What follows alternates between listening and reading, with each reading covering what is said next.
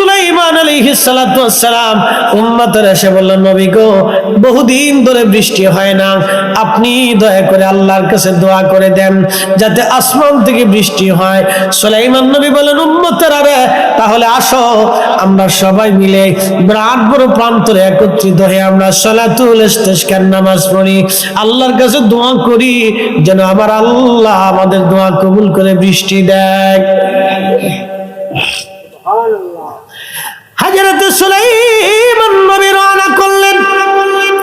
আল্লাহ নবী সহিহ বুখারীতে বর্ণনা করতেছেন, ইমাম ইবনে কাসির আল বাদায়াতে বিশুদ্ধ সনদে লেখেন, সুলাইমান আলাইহিস সালাম রওনা করলেন উম্মত নিয়া।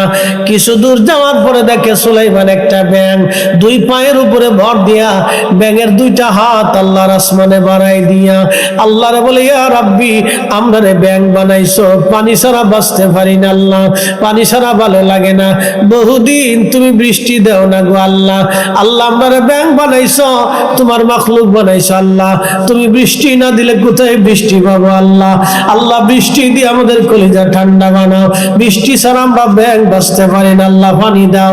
ব্যাঙ দুইখানা হাত বাড়াই দিয়ে আল্লাহর দরবারে আল্লাহ পানি দাও, পানি দাও, পানি দাও।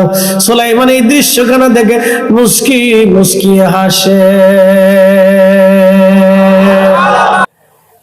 বুদ্ধিমন্ত পুরবাসী ব্যাঙে হাত বাড়ায় কাঁদে, বলে ইয়া রাব্বি বৃষ্টি দাও। এই জন্য মুরব্বীদের কাছ থেকে সারা জীবন শুনতাম,